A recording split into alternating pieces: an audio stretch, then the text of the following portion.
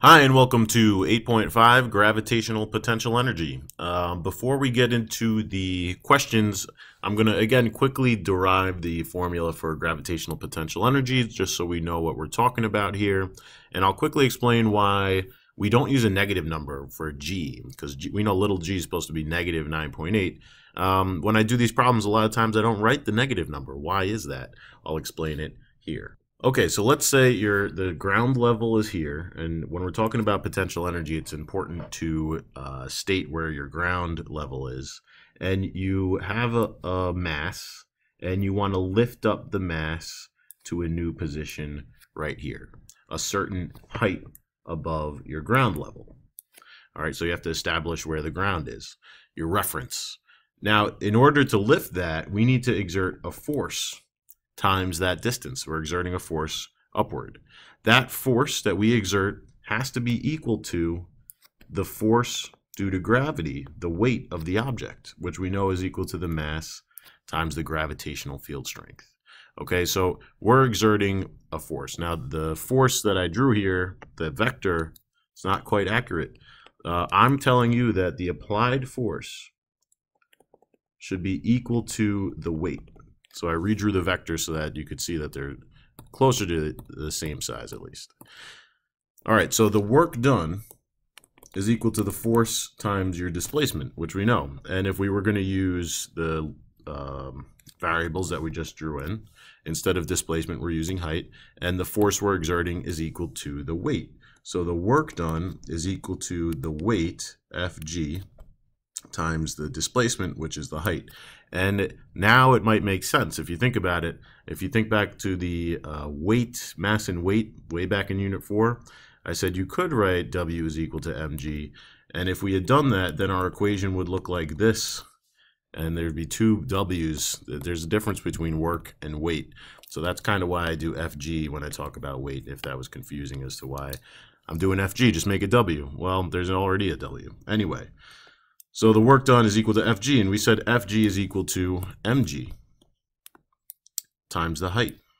And the work done, the work that you add to the system, I'm using energy to lift it up. I just added energy into that system. What type of energy did I add? Gravitational potential energy. And sometimes I'll write it GPE is equal to mgh. The reason I do GPE is because later on we're going to talk about a different type of potential energy in a spring, or elastic potential energy, and they call PES, or sometimes I'll write EPE for elastic potential energy. So this is just a way that I differentiate between the two potential energies. Anyway, so that's like kind of where the equation comes from. Now, when I plug in numbers, G should be negative 9.8 meters per second squared. Why don't I write the negative sign? Well, now let's consider our ground level. And we already lifted up our mass, and it's hanging out here. It has some gravitational potential energy, and gravity wants to do work on it. The gravitational force wants to bring it down this distance, the height. Yeah, the gravitational field strength is negative. It's bringing you down. But what direction does the gravity want to take you? It wants to take you in the downward direction. So technically, if we were being consistent with our signs, the height should also be negative. So when I'm writing in numbers, let's say this is 5 meters. Let's say the mass is 5 kilograms, just for simplicity. When I'm writing in the numbers, technically every single time, if I wanted to write in the negative signs, I should be writing 5 kilograms times negative 9.8 times negative 5 meters, again, because the work being done by the force of gravity is downward. You're exerting a force downward, and the distance you're traveling is downward. So both quantities are negative right here, which will always cancel out. Negative times a negative is a positive.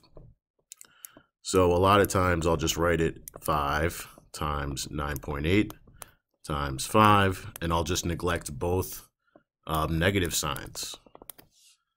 This would give you 245 joules, by the way. But, you know, that's kind of the idea. A lot of times people ask me, well, shouldn't it be negative 9.8? And without getting into this whole discussion here, I just kind of say, well, we're talking about energy, and energy is a scalar, right? So we're just, how much energy does this thing have? What is the, we're really saying, what is the absolute value? What is the magnitude of the energy? So we just take the absolute value. That's one way to think about it, okay? Without getting into calculus and, you know, doing an integral and all that good stuff. That's the basic, that's one way to think about it. Okay, so now we know a nice equation. We know GPE. The potential energy you have, the gravitational potential energy, depends on your mass. The more mass you have, the more potential energy. It's also directly related to the gravitational field strength. If you're on a planet with a stronger gravitational field, you're going to have more potential energy. And it also depends on your height. That's the major one. All these questions, they're saying like the more height you have, the more potential energy you have as well. These three variables, they're all directly related, so the equation isn't too bad. So let's look at number one. It says a car travels at constant speed up a hill from point A to point B, as shown in the diagram below. As the car travels from A to B, its gravitational potential energy, and then it says, does it remain the same? Does it increase? What do we think? The gravitational potential energy, as it goes from A to B, you should be looking at this and saying, okay, A to B, I increased my height. If I increased my height, I should have more potential energy. So the potential energy better increase. So it can't be A or B. But there's this other stuff. It's talking about the kinetic energy. Is the kinetic energy decreasing or is it staying the same? This is a callback to the previous homework assignment where we said KE is equal to 1/2 mv squared. So what is happening to the kinetic energy? Is the mass changing at all? No, it doesn't say the mass is changing. How about the velocity? What's happening with the speed of this car? Well, they tell you that it's traveling with a constant speed, so it must have a constant kinetic energy. The kinetic energy is staying the same. We're not speeding up or slowing down. We're not changing our mass. So the kinetic energy is constant, so it should remain the same. D, it's not decreasing. Okay, good. Number two. The diagram below shows a 1.5 kilogram kitten jumping from the top of a 1.8 meter high refrigerator to a 0.9 meter high counter. Okay, so there's a difference in the heights. By the way, I don't know why anybody would have a cat. Dogs are better. That's not an opinion, that's a fact. Compared to the kittens, oh, who cares if it's a kitten? Not as cute as a puppy. Compared to the gravitational potential energy on top, the kitten's gravitational potential energy on top of the counter is what? So what is this? It changed its height by 1.8 minus 0.9, so the height difference is 0.9 meters. It went from this to that. It's 1/2 as great. The height is 1/2 as great. So if you do GPE is equal to mgh, if you make the height 1/2 as great, it's directly related to the potential energy. Whatever you do to one side, you have to do to the other. So the potential energy is 1/2 as great on the counter. It's not as high up off the ground. So it should be choice A. Okay, number three. Which graph best represents the relationship between the gravitational potential energy of an object near the surface of Earth and its height above Earth's surface? Analyze as if you didn't leave the Earth's atmosphere. The reason we're saying that is because if you're thinking of like planet Earth and now you're moving away from planet Earth, if you get super far away from Earth, the gravitational field strength decreases. And that's going to change what the relationship is. But we're saying we didn't leave Earth's atmosphere. So basically, we're looking at a situation like this instead, where this is the ground. Oops. This is the ground here. And we're increasing our height. So we don't have to worry about the gravitational field strength. If we look at our equation, the mass isn't changing and the gravitational field strength isn't changing because we're close to Earth still. But the height is increasing. Now, what is the relationship between the height and the potential energy? In the previous problem, we said it was the direct relationship, which looks like this. So the higher you get, the more potential energy you have. Okay, number four. While riding a chairlift, a 70 kilogram skier is raised a vertical distance of 500 meters. So your change in height is 500 meters. What is the total change in the skier's gravitational potential energy? So GPE is equal to mgh. Gravitational potential energy is equal to the mass times the gravitational field strength times the height. All right, and if you look back at the derivation, I explained why I didn't make this negative. It's because technically I would have to make the height negative as well. If you look at the final position as compared to the initial position, the work trying to be done by the weight, yeah, anyway, look back at the derivation there and you get 3.43 times 10 to the 6th joules of energy. Okay. Number 5, what is the gravitational potential energy with respect to the surface of the water of a 65 kilogram diver located 5 meters above the water? So you have a diver, they just jumped off the diving board and they want to get down to the water, but they're 5 meters above the water. So that's your height. Okay, and the mass of this diver is 65 kilograms.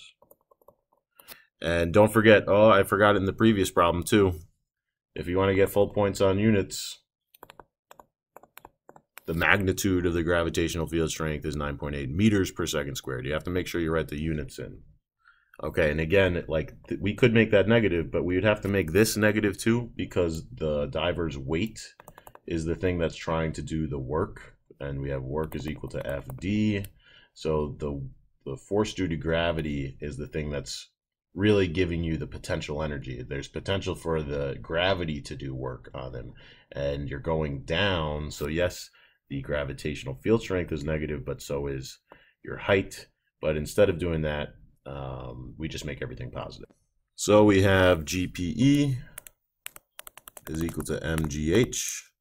GPE is equal to the mass times 9.8 times the height.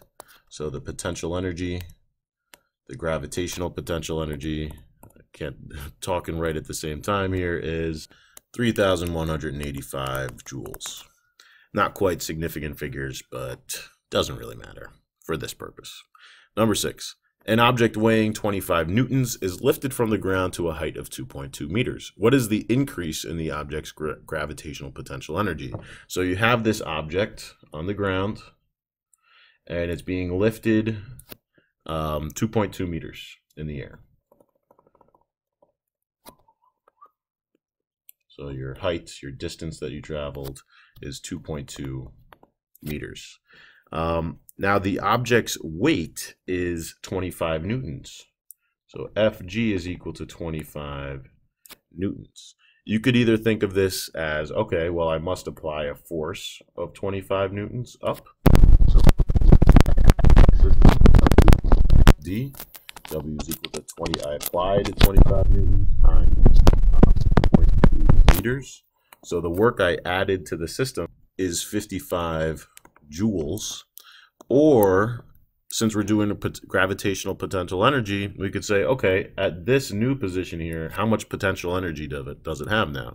So you could say GPE is equal to, mgh. Well, do they tell you the mass? No, they tell you what the weight is. Now, you could calculate the mass and then multiply it by 9.8 again. See, there's this other version of the formula, GPE is equal to, instead of mg, we plug in Fg. We're like kind of deriving a formula, so FGH. And, you know, it is a little bit confusing. This is not a variable. This is like a subscript on the F. So it's just F times H. That's a different way you could write it. Listen, you could calculate the mass using this formula here, Fg equals mg. Now we know what the mass is, but then you're just multiplying it by g again. Do it for yourself if you don't believe me. See, you calculate the mass first. You're going to have to multiply it by 9.8 over here again. So instead, the easier way to do it is just to do the weight. If they tell you what the weight is, you could just multiply the weight times the height, which as you can see is equal to the work done. So, and it makes sense. Like if you do work on the system, you're adding potential energy to the system. And 25 times 2.2 is still 55 joules. The amount of work you do is equal to the gravitational potential energy gained, GPE. Okay, number 7.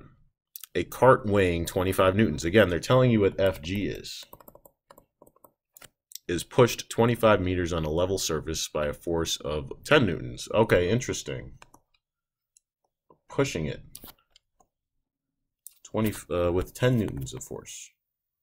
This is your applied force. And there's a weight of 25 newtons. And there's a normal force. Okay, what is the increase in the car's gravitational potential energy?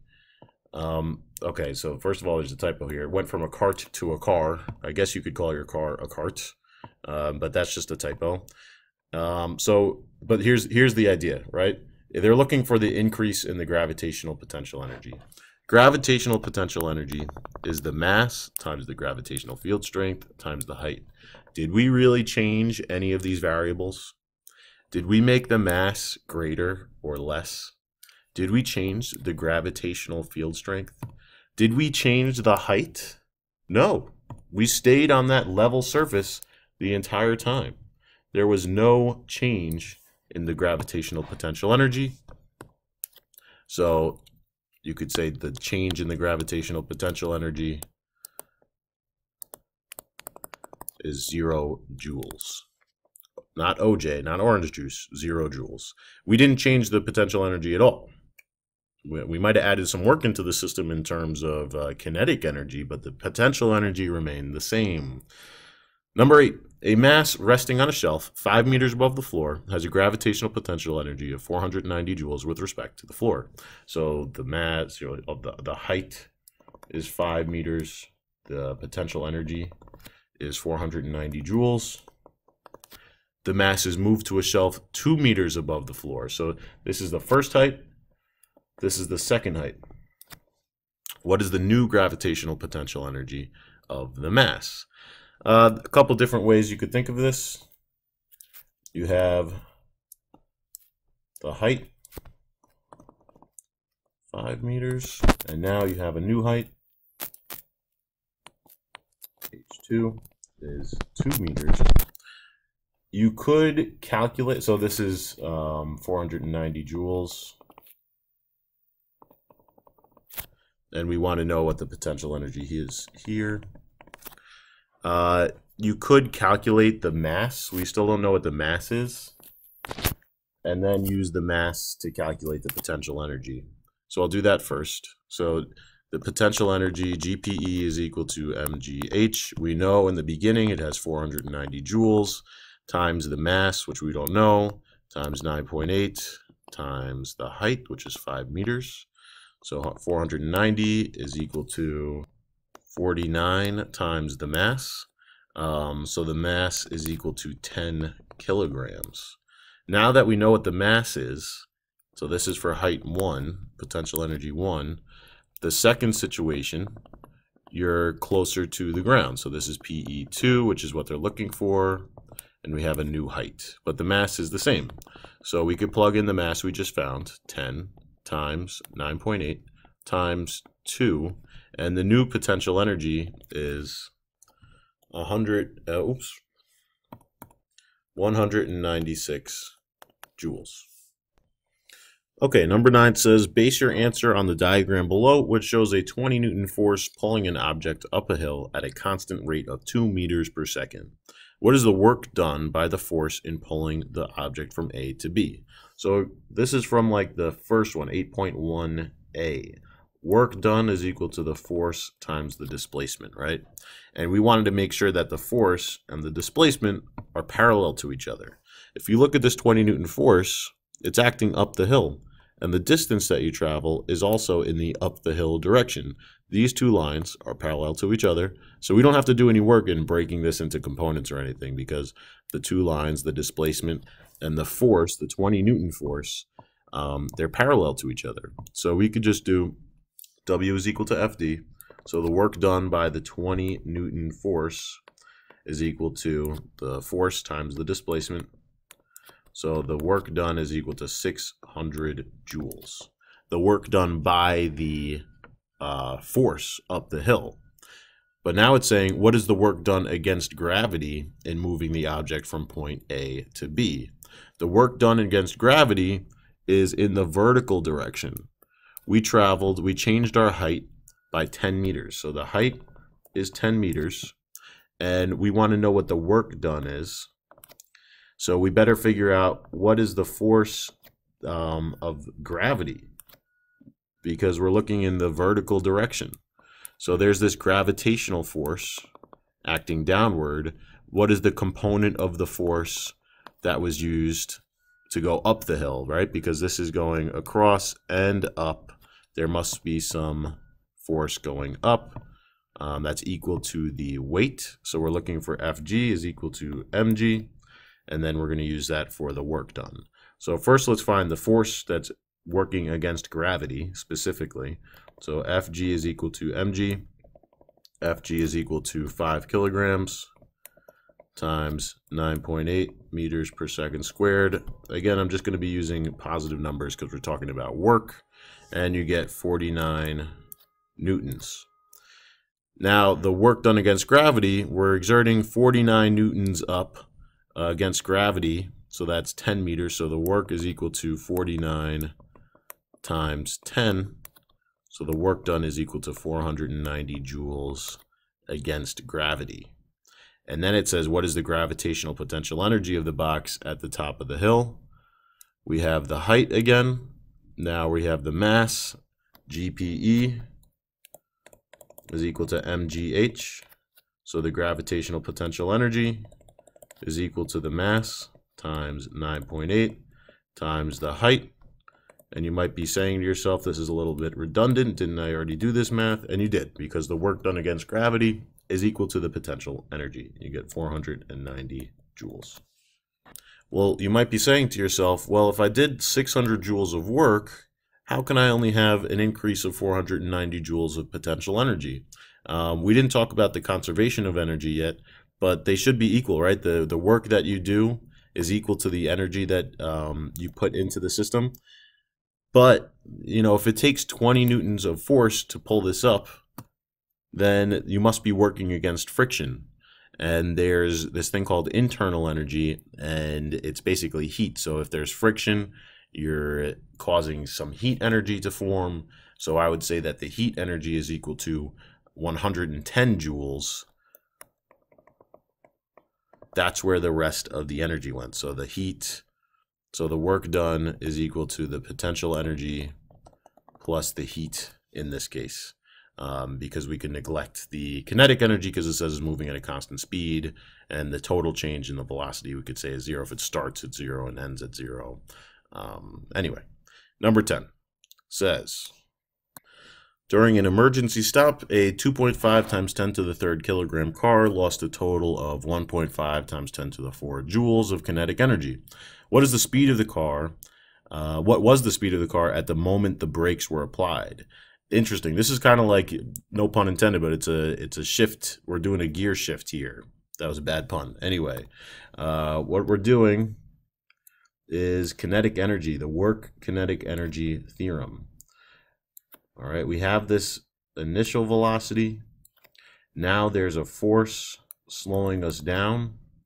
And does it say you come to a stop? Yep, emergency stop. So the final velocity is 0 meters per second. And they want to know, what is the initial velocity? Well, this force is doing some work in slowing down the object.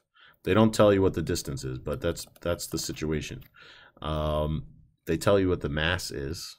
The mass of the car is 2.5 times 10 to the third kilograms. And it's saying it lost a total of this many joules of kinetic energy. That makes it actually a little bit easier. 1.5 times 10 to the 4 joules. They're flat out telling you what the kinetic energy is. I thought we'd have to calculate it, but we don't, which is nice. Okay, so the work kinetic energy theorem states that the work being done by this force over this distance, W we know is equal to FD. We're adding work to the system. Actually, we're doing negative work. All right, we're taking energy out of the system because we're slowing down. We have this kinetic energy in the beginning, but we're taking out the kinetic energy by doing negative work. All right, we're slowing us down. So the work that you do on the system is equal to the change in the kinetic energy. If you're exerting a force over a distance, you must be changing your velocity somehow. That work that you do is equal to the change in the kinetic energy. So we could expand this out a little bit. We could do the final kinetic energy minus the initial kinetic energy. Oops. Now let's look what we do. Let's look what we have here. So the work being done is negative, and this is 0. So you have 0 minus the kinetic energy. So the work being done is equal to the initial kinetic energy in this case. What it's basically saying is all this energy that you lost, that was your initial kinetic energy because you slowed down to a stop. So now we'll use that in our kinetic energy equation. We could just do KE is equal to 1/2 mv squared. The kinetic energy that we lost is equal to that initial kinetic energy. So that's 1.5 times 10 to the 4 joules. It's equal to 1/2 times 2.5 times 10 to the 3rd kilograms times the velocity squared. You do the math and you get a velocity of 3.5 meters per second. Don't forget to put these numbers in parentheses in your calculator or use the E button in order to make sure your calculator spits out the right answer. Okay, last question says, 3 people of equal mass climb a mountain using paths A, B, and C shown in the diagram to the right. Along with which paths does a person gain the greatest amount of gravitational potential energy from start to finish? Explain your answer. Okay, we're just looking from start to finish. Now, if you look carefully, they all start at the same place and they all end up at the same place. So even though person C gets lost and goes up this way, or maybe that's a less steep path, maybe person A is going up the steepest path, but it's the shortest distance, we don't really care. We're just looking at their change in height. They all have the same change in height, and they all have equal mass, and they're all on Earth. So if you look at the potential energy formula, the potential energy is reliant on your mass, your gravitational field strength, and on your height. We just said the mass is the same for everybody, the gravitational field strength is the same for everybody, and their change in height is the same. They go from the same starting point to the same finishing point. We don't care about their path. We're just looking at the change in height itself. So they're the same. GPE, because their overall change in height is the same, and so is their mass, and so is the gravitational field strength. All right, that's it. Have a good day.